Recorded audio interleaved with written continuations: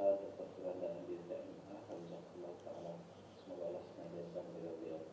Dan pada malam hari ini kita kembali melanjutkan kajian kita tentang bedah buku disertasi S3 dan pada dalam Alhamdulillah. Dan insya Allah pada malam hari ini kita adalah pertemuan yang terakhir untuk tema ini.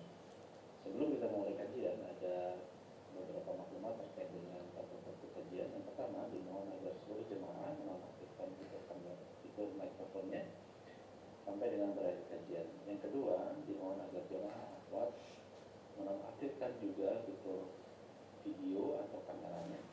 Yang ketiga, mari kita luruskan niat kita semata-mata mengharapkan ridho Allah Subhanahu wa taala dalam ilmu. Yang keempat, bagi para jamaah yang ingin bertanya bisa disampaikan melalui nomor pesan singkat yang nanti akan saya sampaikan di chatroom. Dan yang terakhir, pertanyaan yang akan disampaikan dimohon agar berkesesuaian dengan tema yang kita bahas. Kalau itu, semoga kita senantiasa istiqomah dalam ilmu. Saya paling bermusyawarah Ustaz. Bismillahirrahmanirrahim. Assalamualaikum warahmatullahi wabarakatuh. Alhamdulillahi ala ihsani wa syukru lahu ala taufiqihi wa amtinani wa asyhadu an la ilaha illallah wahdahu la syarika lahu ta'ziman li sya'ni wa asyhadu anna Muhammadan abduhu wa rasuluhu da'ila ridwani. Allahumma salli alaihi wa ala alihi wa ashabihi wa ikhwani. Kita masih melanjutkan tentang pendalilan kaum liberalis dan pluralis yang berdalil dengan hadis-hadis Nabi untuk melegalkan Nabi sallallahu alaihi wasallam untuk melegalkan pemahaman mereka bahwasanya semua agama benar dan semua agama mengantarkan kepada surga. Yang punya buku silakan buka halaman 618. Di antaranya mereka berdalil dengan sabda Nabi sallallahu alaihi wasallam, al-anbiya ikhwatun li allad. Min allad. Wa ummahatuhum syatta.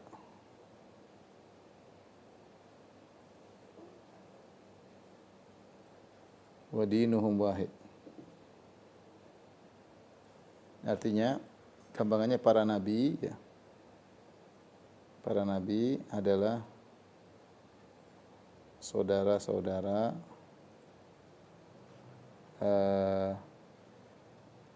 lain ibu, tapi bapaknya satu, tapi agamanya satu.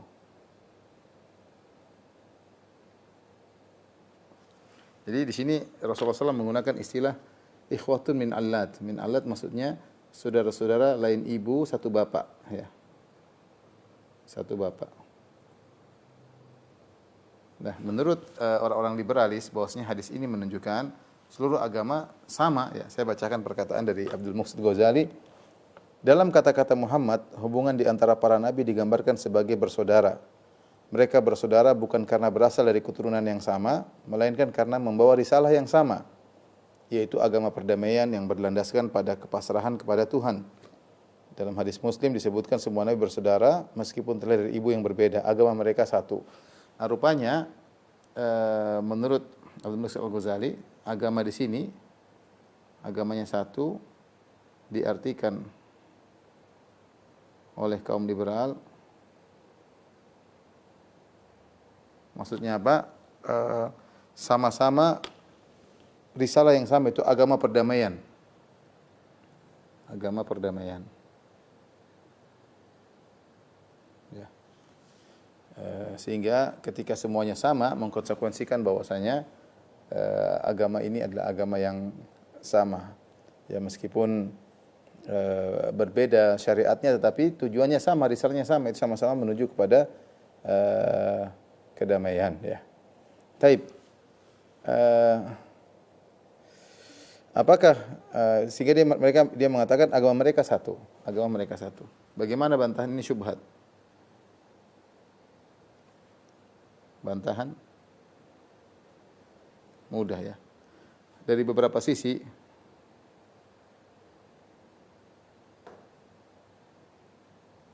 Yang pertama, para ulama sepakat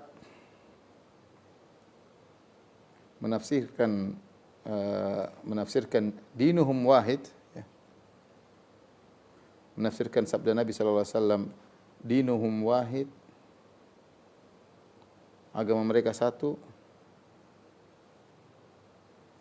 agama para nabi adalah satu, maksudnya adalah tauhid, Yaitu para nabi, maksudnya apa? Para nabi syariatnya berbeda-beda, tetapi semuanya menyuruh kepada tauhid. Maksudnya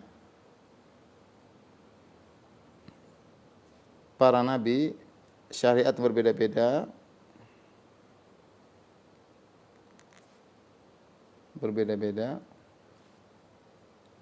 tapi tujuannya sama, yaitu tauhid. Yaitu mentauhidkan Allah. Saya bacakan, dan ini ijma'. Saya bacakan seperti perkataan Al-Qadhiyat, wa dinuhum wahid innama yarju ila tauhid alladhi hum mujmi'una alaihi. Kata Al-Qadhiyat, sabda Nabi sallallahu alaihi wasallam, agama mereka satu, agama para nabi adalah satu, maksudnya ini kembali kepada tauhid yang mereka bersepakat di atas tauhid. Ya. Kemudian juga An-Nawawi berkata, makna hadis aslu imanihim wahidun. Ya, wa syara'i'uhum mukhtalifah. Asal iman mereka satu, tapi syariat mereka berbeda-beda. Fa innahum muttafiquna fi usuli tauhid. Mereka para nabi, ini kata Nawawi menafsirkan hadis ini, para nabi bersepakat dalam perkara-perkara pokok-pokok tauhid. Amma furu'us syara'i fa waqa fiha al-ikhtilaf. Adapun syariat-syariat ada perselisihan, variasi di antara para nabi. At-Tibi mengatakan, ya sama, yakni al-anbiya kulluhum mutasawwuna fima bu'itsu li ajlihi. Semua nabi sama dari sisi mereka diutus pada tujuan yang sama, yaitu tauhid. Tauhid, ya. Seperti sabda atau firman Allah Subhanahu wa taala, "Wa laqad ba'atsna fi kulli ummatin rasulan an ibudullaha wa jtanibut taghut." Sungguh kami telah mengutus para rasul pada setiap umat seorang rasul, yang seluruh rasul itu menyeru sembahlah Allah semata dan jauhilah kesyirikan. Al-Iraqi, Ibnu Hajar, ya, berkata, wa makna al-hadis anna asla dinihim wahid wa huwa tauhid wa in ikhtalafat furu'ul syara'i. Makna hadis ini adalah asal agama para nabi adalah satu, yaitu tauhid, meskipun syariat mereka berbeda-beda. Semuanya, As-Suyuti, Al-Munawi, As-San'ani, ya, semuanya menafsirkan. Jadi ijma'. Jadi ini menunjukkan bahwasanya tafsiran Abdul Muhsin Ghazali yang ingin menafsirkan agama mereka satu, maksudnya perdamaian. Dia ingin membawakan kepada nama-nama sosial, perdamaian, keadilan, ya. Bukan itu tafsiran yang kurang. Yang benar maksudnya adalah sama-sama menyuruh kepada tauhid. Jika kita telah mengetahui bahwa tafsiran yang benar adalah agama mereka adalah tauhid, maka tafsir yang benar justru menghancurkan pemahaman liberalis.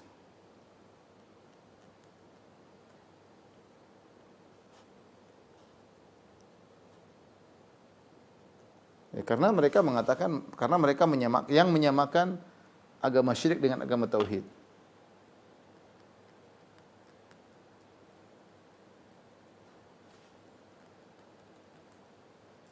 Yang selalu menafsirkan, ya,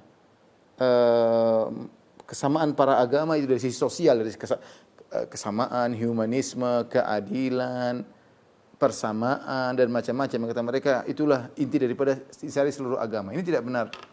Justru seluruh nabi menyuruh kepada tauhid. Wa laqad ba'atsna fi kulli ummatin rasulan an ibudullaha wajtanibut taghut. Sungguh kami telah mengutus pada setiap umat seorang rasul yang menyuruh sembahlah Allah saja dan jauhilah taghut. Dan demikianlah para nabi. Ya, wa ila adin akhahum hudan qala ya qaumi ibudullaha ma lakum min ilahin ghairihi. Ma lakum min ilahin ghairuh. Dan kepada kaum Ad kami utus Nabi Hud. Nabi Hud berkata kepada kaumnya, wahai kaumku, sembahlah Allah saja dan tidak ada sembahan selain Allah. Jelas tauhid. Wa ila Thamud akhahum Salihan. Qala ya qaumi ibudullaha ma lakum min ilahin ghairuh. Dan kepada kaum Samud kami utus Nabi Saleh yang menyuruh kepada kaumnya, sembahlah Allah semata dan tidak ada sembahan selain Allah bagi kalian, ya. Baik, ini jadi bantahannya mudah. Ini syubhat pertama. Baik. Justru syubhat ini atau dalil ini, hadis yang mereka jadikan dalil, justru membantah mereka.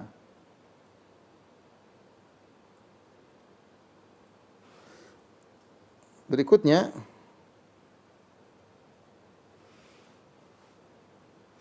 syubhat kedua,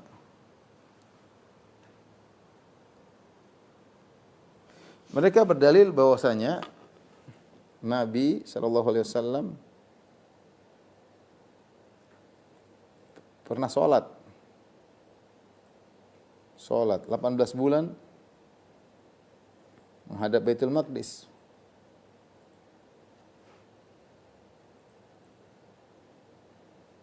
Yang merupakan kiblat Yahudi.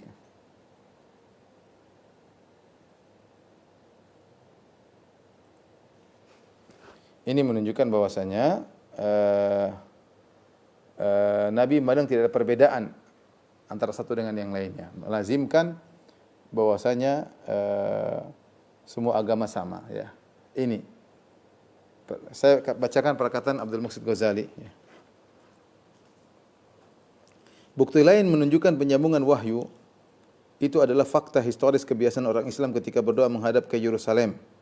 Sebuah hadis menjelaskan pada periode Madinah, Nabi Muhammad SAW bersama para sahabatnya salat menghadap ke Baitul Maqdis Yerusalem selama 16 bulan, ada yang berkata 17 bulan dan menurut Ibnu Ishaq 18 bulan.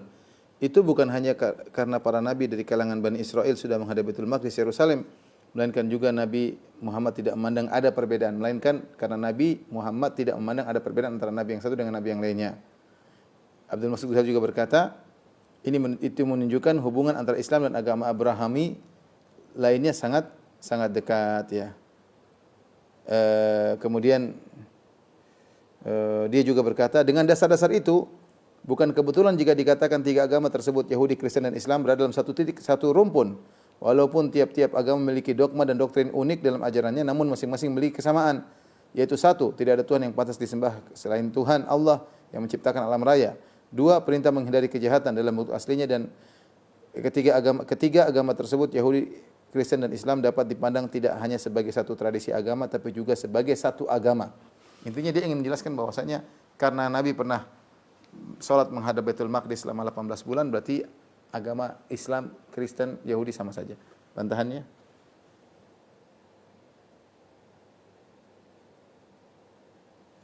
Dari beberapa sisi.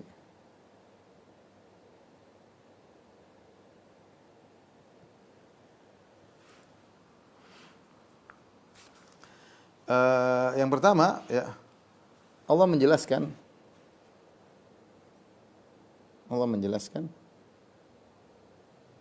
ternyata kiblat Yahudi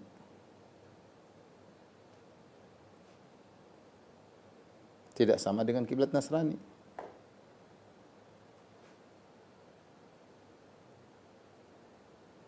Nasara. Dalilnya dalam firman Allah dalam surat Al-Baqarah 145.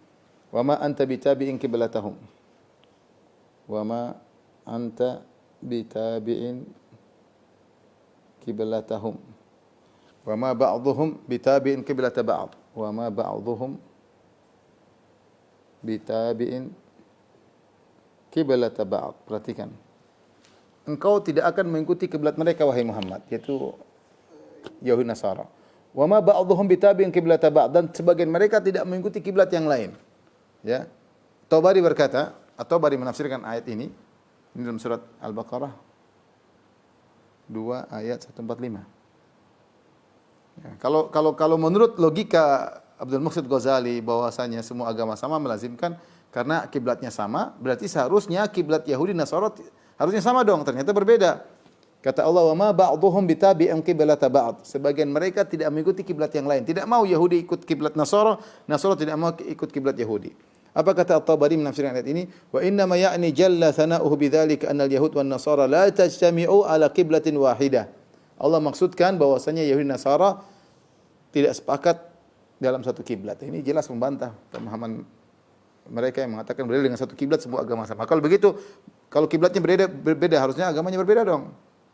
Ya.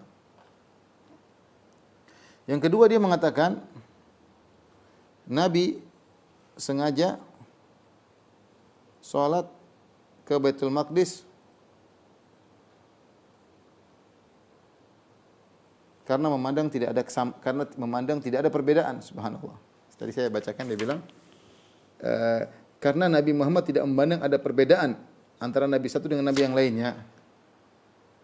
Ada perbedaan. Itu antara nabi yang satu dengan nabi yang lainnya, maksudnya antara agama satu dengan agama yang lainnya. Ini adalah kedustaan ya. Ini adalah kedustaan. Justru Nabi sallallahu alaihi wasallam ingin menghadap kiblat, menghadap Ka'bah. Nabi tidak serak menghadap Baitul Maqdis. Ya. Allah berfirman, "Qad nara taqalluba wajhika fis sama." Sungguh kami telah melihat wajahmu yang selalu melihat ke langit. Kenapa? Nabi ingin merubah ke Ka'bah. "Falanuwalliyannaka qiblatan tardaha." Kami akan mengarahkan engkau wahai Muhammad kepada kiblat yang kau ridhai. "Fawalli wajhaka syatral Masjidil Haram." Arahkan wajahmu ke Masjidil Haram. Ya. Jadi Nabi sallallahu alaihi wasallam selama 16 bulan, selama 17 bulan Rasulullah yuhibbu an yuwajjah ilal Ka'bah. Rasulullah begitu sampai Madinah selalu menghadap Baitul Maqdis padahal dia ingin ke Ka'bah. Kalau menurut Nabi semuanya sama, tentunya Rasulullah SAW tidak berharap berpindah kiblat. Tapi buktinya Rasulullah SAW justru ingin ke Ka'bah. Nah, kemudian akhirnya Allah pindahkan ke Ka'bah. Timbul pertanyaan, kalau kiblat Islam ternyata Nabi sendiri tidak suka menghadap Baitul Maqdis. Nabi tidak suka, makanya Nabi melihat ke langit kapan dipindahkan.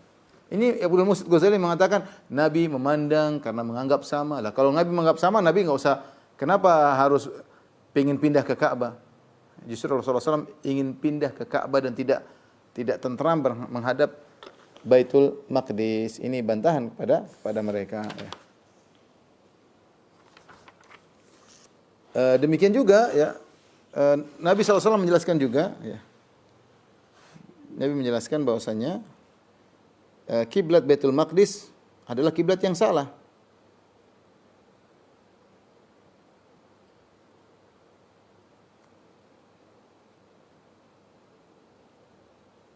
Ya, karena Nabi Ibrahim, nenek moyang mereka menghadap Ka'bah. Karena Nabi Ibrahim alaihissalam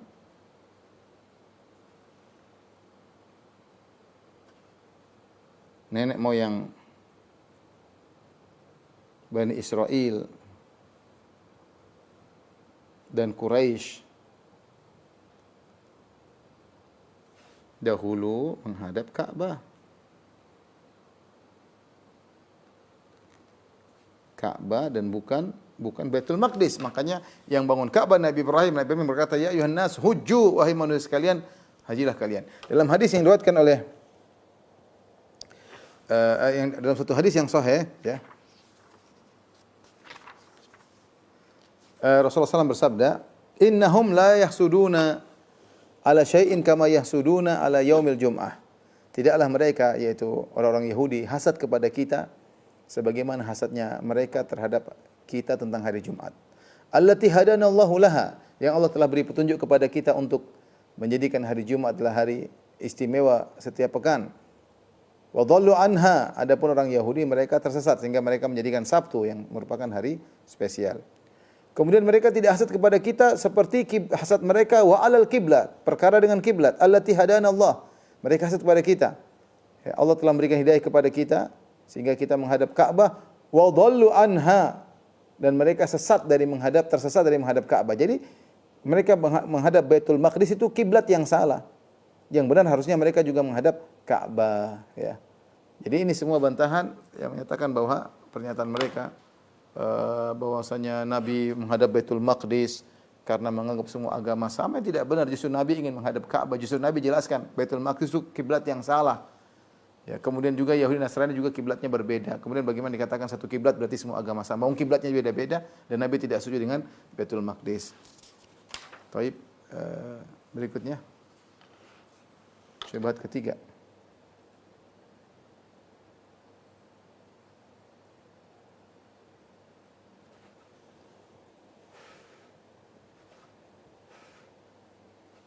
Syubhat ketiga, mereka berdalil ya.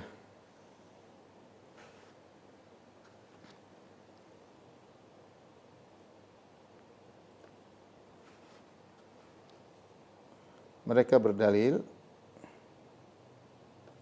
bahwa ada non-muslim masuk surga.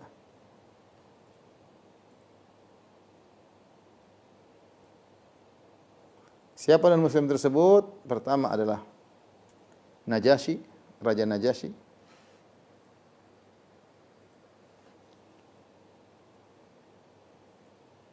Yang Nasrani. Yang kedua adalah Waraqah bin Naufal. Waraqah bin Naufal yang Nasrani. Nah, kalau hanya Islam yang masuk surga, buktinya Raja Najasyi juga masuk surga padahal Nasrani. Buktinya Waraqah bin Naufal juga masuk surga padahal dia Nasrani. Bagaimana bantahannya?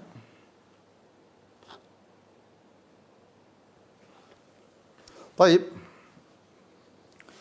Kita bacakan perkataan Abdul Muhsin Ghazali. Dia berkata, ya,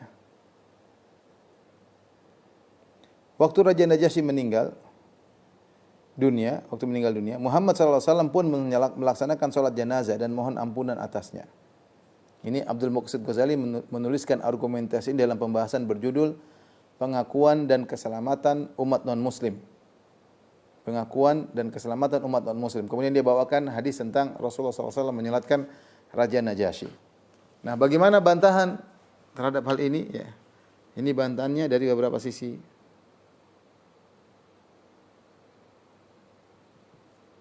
Yang pertama, ya, Najasyi meninggal dalam kondisi Islam.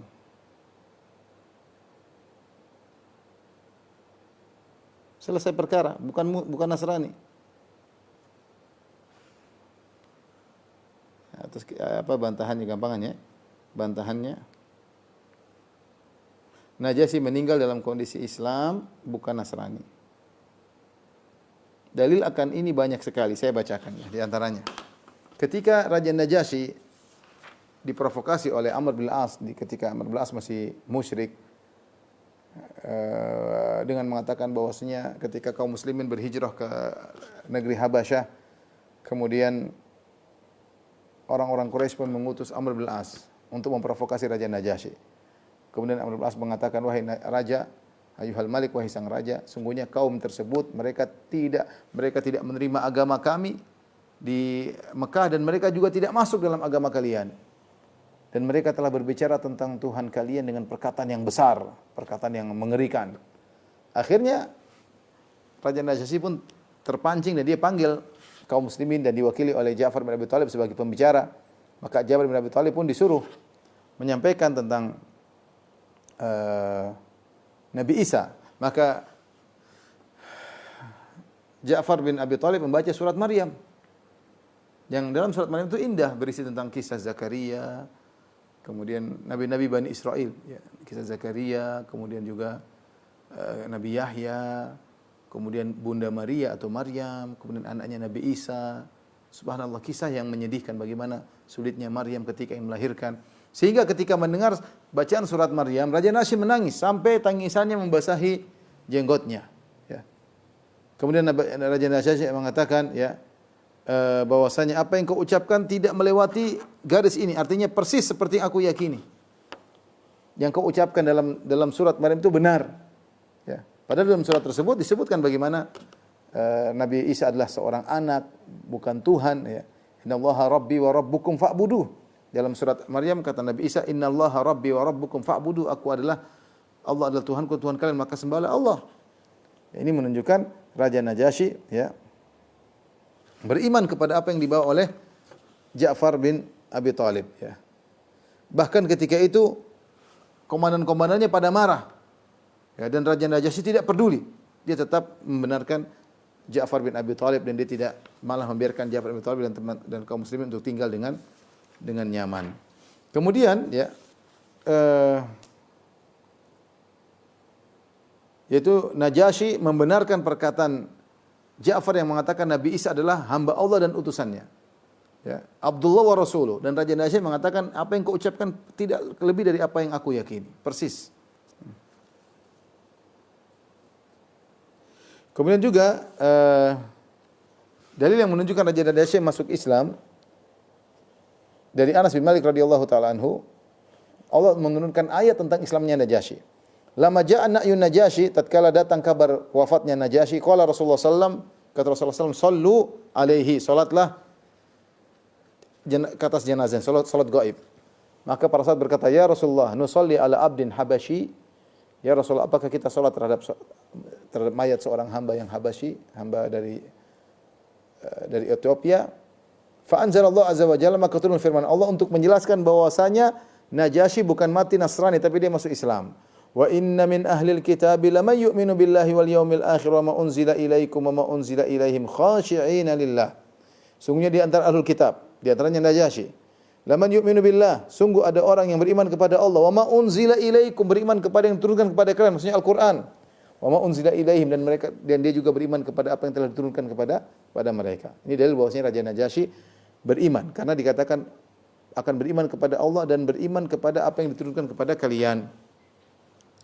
Demikian juga dari hadis Abu Sa'id Al-Khudri, kalau tadi dari Anas bin Malik, dalam hadis yang lain dari Abu Sa'id Al-Khudri radhiyallahu anhu, beliau berkata, "Lamma qadima 'ala Nabi sallallahu alaihi wasallam wafatul Najasyi," tatkala datang kabar tentang wafatnya Najasyi, Rasulullah berkata, "Ukhruju fasallu ala akhin lakum lam tarawhu qat." Keluarlah kalian dan salatlah untuk saudara kalian yang meninggal yang kalian tidak pernah melihatnya.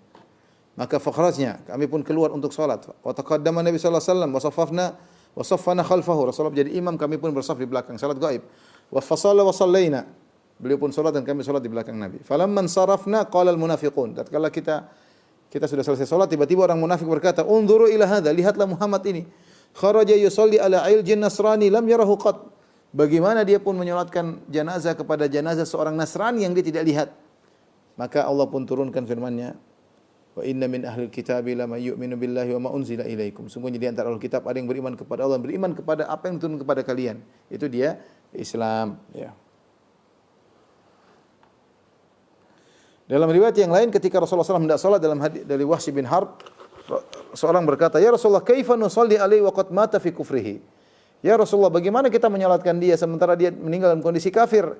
Kata Rasulullah SAW, "Ala tasma'una ila qaulillahi ta'ala azza wa jalla?" Tidakkah kau dengar firman Allah, "Wa inna min ahlil kitabi lama yu'minu billahi wa ma unzila ilaikum wa ma unzila ilaihim khashi'ina lillah." Sungguh di antara ahlul kitab ada yang beriman kepada Allah dan beriman kepada Al-Qur'an yang diturunkan kepada kalian. Ini semua dalil bahwasanya Raja Najasyi meninggal dalam kondisi Islam. Oleh karenanya Ibnu Hajar mengomentari hadis ini tentang Rasulullah SAW salat jenazah buat Najasyi. Beliau berkata, "Innama kharaja bil muslimin ilal musalla liqasdi takthiril jama'." Sungguhnya Rasulullah SAW keluar membawa kaum muslimin untuk salat di musalla, lapangan terbuka, agar orang-orang semakin banyak, alladzina yusalluna alaihi, agar orang semakin banyak menyolatkan Najasyi, wali isya'ati kaunihi mata alal Islam, dan agar mengumumkan kepada mereka bahwasanya Najasyi ini meninggal dalam kondisi Islam. Faqad kana ba'dun nas lam yudrikuhu aslama, karena sebagian orang tidak mengerti kalau dia sudah masuk Islam. Maka Nabi perlu salat rame-rame agar tahu dia sudah masuk Islam. Ya, dalam riwayat yang lain Rasulullah SAW bersabda, "Matal yauma rajulun salih faqumu fasallu ala akhikum ashama." Pada hari ini telah meninggal seorang lelaki yang saleh, maka bangunlah, salatlah atas saudara kalian tersebut, ashama. Ini menunjukkan bahwasanya Najasyi meninggal dalam kondisi Islam, bukan dalam kondisi Nasrani. Jadi pendalilan Abdul Muhsin Ghazali tidak benar. Yang ingin menjelaskan bahwasanya Nasrani pun bisa masuk surga. Jawabannya tidak benar. Karena Rasulullah SAW mensifatnya dengan saudara, menunjukkan dia adalah seorang muslim. Yang kedua, mereka juga berdalil dengan Waraqah bin Naufal. Waraqah bin Naufal pendeta Nasrani. Ya, dan dalam hadis Rasulullah SAW mengatakan, "Ru'aitul qissa fil jannah alaihi thiyabun khudhr." Kata apa namanya? Dalam hadis yang sahih kata Rasulullah SAW, "La tasubbu Waraqah fa inni ru'aitu lahu jannatan aw jannatain." Jangan kalian mencela Waraqah, sungguhnya aku melihat dia mendapatkan satu surga atau dua surga, ya. Ini hadis yang sahih, ya. Abdul Muhsin Ghazali menyatakan bahwasanya Waraqah meninggal dalam kondisi Nasrani tetapi ternyata dia masuk surga. Karena Rasulullah mengatakan, "La tasubbu Waraqah," jangan kalian mencela Waraqah, "fa inni ra'aitu lahu jannatan aw jannatain." Aku melihat dia dapat satu surga atau dua surga. Bagaimana bantahannya? Jawabannya, Waraqah meninggal dalam kondisi beriman.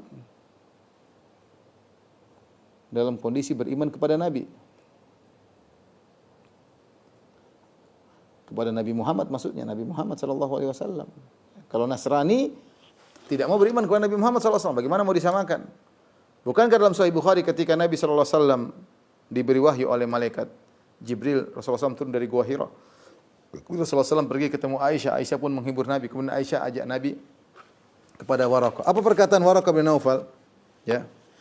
ketika Rasulullah cerita tentang apa yang dia dapatkan di Gua Hira, datang ada orang memeluknya dan seterusnya. Apa komentar Waraqah? Hadzan namus alladzi nazzalallahu ala Musa. Yang datang kepadamu wahai Muhammad, itu pembawa berita rahasia dari Allah. Dialah yang pernah diturunkan oleh Allah kepada Nabi Musa. Artinya dia beriman Muhammad adalah utusan Allah karena yang datang kepada Muhammad adalah Jibril yang datang kepada Nabi Musa. Yang menunjukkan dia beriman. Bahkan dia berkata, "Ya laitani fiha jad'an, laitani akunu hayyan idh yukhrijuka qaumuka." Seandainya aku masih muda ketika kau diusir oleh kaummu, menunjukkan dia semangat, dia beriman. Ya. Kata Nabi, "Aw mukhrijiyahum, apakah mereka akan mengusirku?" Kata Waraqah, "Na'am, lam ya'ti rajulun qad bimithli ma ji'ta bi illa udi." Tidak seorang pun datang dengan membawa apa yang kau bawa seperti yang kau bawa kecuali akan dimusuhi. Kemudian dia berkata, "Wa in yudrikni yaumuka." Kalau hari tersebut masih mendapatiku, itu ketika kau diusir, "Ansurka nasran mu'azzaran." Aku akan menolongmu dengan pertolongan yang sekuat-kuatnya. Ini menunjukkan dia beriman.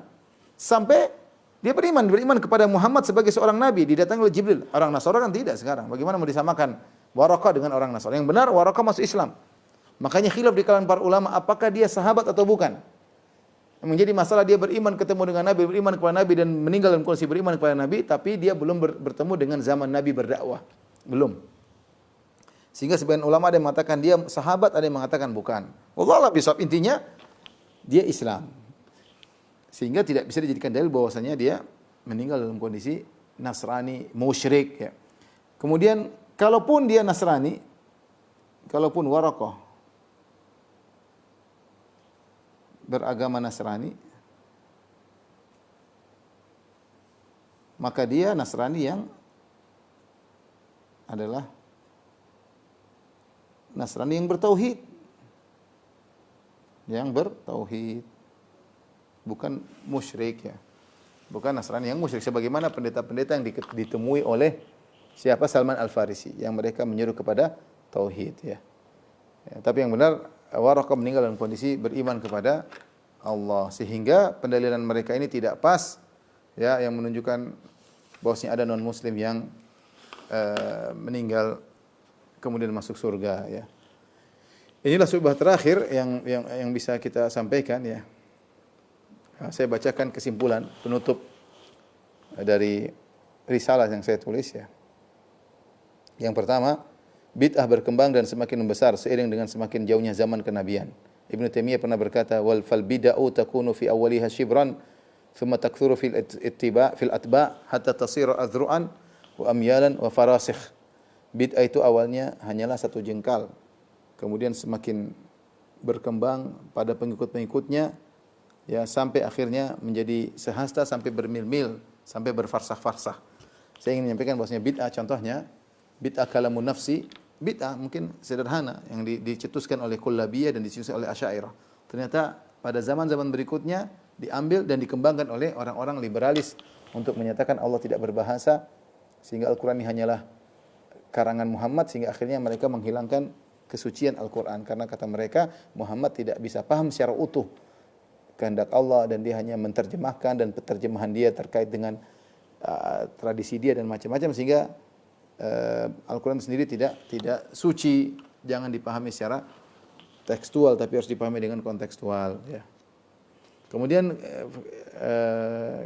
kesimpulan yang kedua, metode penafsiran mereka hermeneutika tidak dibangun di atas kaidah-kaidah yang pakem dalam penafsiran ayat Al-Quran dan hadis, tapi justru mereka tidak punya kaidah dalam memahami Al-Quran. Mereka tidak punya kaidah tafsir, mereka tidak punya kaidah tafsir Quran, dan mereka tidak punya kaidah tafsir hadis. Karena itu konsekuensi dari liberalisme mereka. Karena kalau mereka punya kaedah, ya berarti mereka tidak liberal. Liberal itu menghilangkan kaedah. Makanya mereka banyak omong, mengkritik sana, kritik bilang, mana kaedah tafsir Anda? Mana kaedah hadis Anda? Mana kaedah kalau terjadi kok? Tidak ada kaedah. Masing-masing bicara dengan hawa nafsunya, tanpa kaedah. Datangkan kaedah kalau mereka bisa bikin kaedah. Karena kalau ketika mereka bikin kaedah-kaedah, itu menunjukkan mereka lepas dari liberalisme. Liberalisme harusnya tanpa kaedah.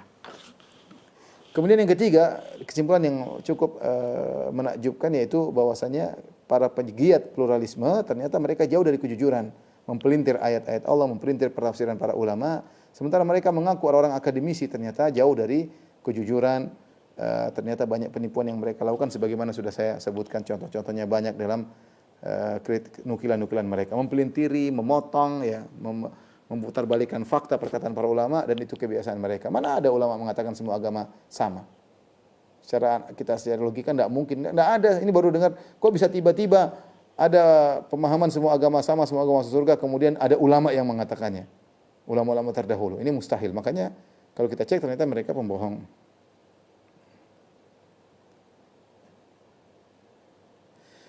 Kesimpulan yang berikutnya, para penyeru pluralisme banyak menolak hadis-hadis sahih yang bertentangan dengan keyakinan mereka, yang menyimpang tentunya. Namun dalam kesempatan yang lain, mereka justru menerima hadis, berdalil dengan hadis-hadis palsu, hadis-hadis dhaif, kalau menurut mereka itu bersepakat dengan hawa nafsu mereka. Oh, ini cocok nih. Meskipun dhaif mereka jadikan dalil. Meskipun palsu mereka jadikan dalil.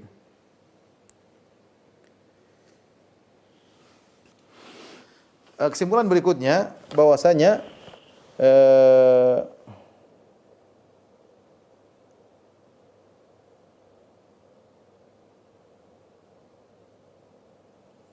mazhab yang menyimpang ini menimbulkan kerusakan pada pokok akidah dan kerusakan pada moral. Akidah menjadi rusak dengan mazhab ini, dan moral juga menjadi rusak ya. Moral menjadi rusak ya. Contoh produk-produk fatwa mereka kaum pluralis ini, contohnya membolehkan hubungan seksual homoseksual, membolehkan pernikahan sejenis. Ini bukankah ini merusak moral bangsa, moral keluarga? Mereka membolehkan wanita membuka auratnya dan tidak berhijab, membolehkan tarian erotis wanita di panggung depan publik dengan dalih kebebasan berekspresi dan lain-lain. Ini menunjukkan rusaknya mazhab ini. Bolehkan wanita mencerai laki-laki dan laki-laki ada masa iddahnya, dan kita sudah sebutkan fatwa-fatwa mereka yang merusak akidah dan merusak moral ya. Intinya di antara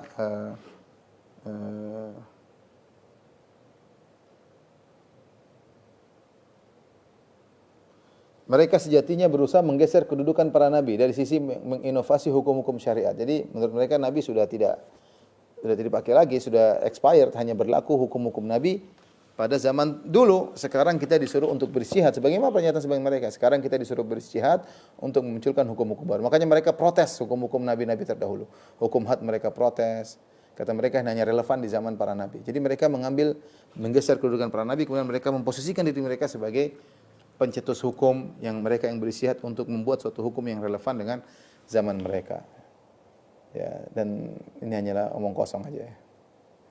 Kemudian berikutnya banyak yang saya sebutkan sebagian aja. Mereka mengklaim bahwa tidak ada kebenaran yang mutlak, semuanya relatif. Namun sejatinya mereka hanya membatasi kebenaran hanya pada diri mereka saja. Adapun yang menyelisih mereka dianggap batil. Ya, ini aneh. Mereka bilang tidak ada kebenaran yang absolut, semua kebenaran relatif, tapi mereka menyalahkan semua orang yang menyelisih mereka. Nah, kalau mereka sudah mulai menyalahkan, berarti mereka menganggap kebenaran yang mereka bawa absolut. Ya. Kalau sama-sama relatif, harusnya jangan menyalahkan orang. Mereka terkena ciri-ciri orang munafik, yaitu melakukan kerusakan akidah dan kerusakan akhlak, merubah hukum-hukum Allah. Namun mereka mengklaim bahwa mereka menginginkan perbaikan. Itu ciri orang munafik. Merubah-rubah hukum Allah namun mengaku-ngaku ingin kebaikan. Allah berfirman, "Wa idza qila lahum la tufsidu fil ardi qalu innama nahnu muslihun." Kalau dikatakan kepada orang munafik jangan melakukan kerusakan di atas muka bumi, kata mereka kami ini melakukan perbaikan. Ala innahumul mufsiduna walakin la yash'urun. Sungguhnya mereka telah melakukan kerusakan namun mereka tidak sadar. Ya, orang-orang liberal ini seperti orang munafik. Bilang kami ingin perbaikan, tapi fatwa homoseksual apa enggak bikin rusak? Semua agama sama, apa tidak bikin rusak? Ngaku-ngaku buat perbaikan malah melakukan kerusakan. Ya. Wa idza qila lahum ta'alu ila ma anzalallahu ila ar-rasul ra'aital munafiqina yasudduna anka sududa. Jika apabila dikatakan kepada mereka orang munafik, marilah kamu tunduk kepada hukum Allah dan yang telah diturunkan kepada hukum Rasul.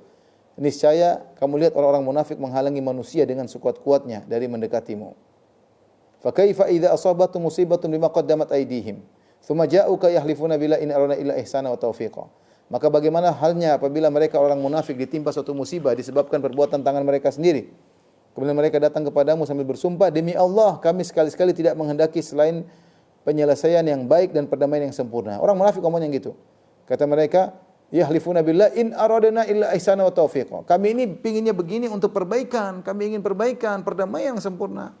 Padahal melakukan kerusakan. Orang munafik seperti itu, orang liberalis juga seperti itu. Menyangka melakukan perbaikan, ternyata mereka melakukan kerusakan.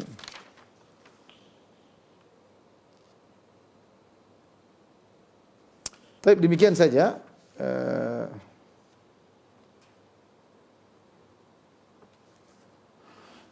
Ikhwan dan akhwat, para jamaah Masjid Duku Wima, Masjid Al-Ikhlas Duku Wima yang dirahmati Allah Subhanahu wa taala. Inilah akhir dari pembahasan kita dari kitab atau dari buku disertasi saya tentang bantahan terhadap argumentasi kaum pluralis dan liberalis. Semoga bermanfaat. Wallahu taala alam bisawab. Kalau ada yang bertanya saya persilahkan. Kalau itu dosa pelanggaran Ustaz, atas yang saya sampaikan, izin untuk membacakan pertanyaan Ustaz. Ya. Yang pertama, Assalamualaikum warahmatullahi wabarakatuh Ustaz. Apakah kelak setelah kiamat Allah Ta'ala akan menciptakan kehidupan dunia yang baru? Atau selamanya hanya ada surga dan neraka? Barakallahu fikum.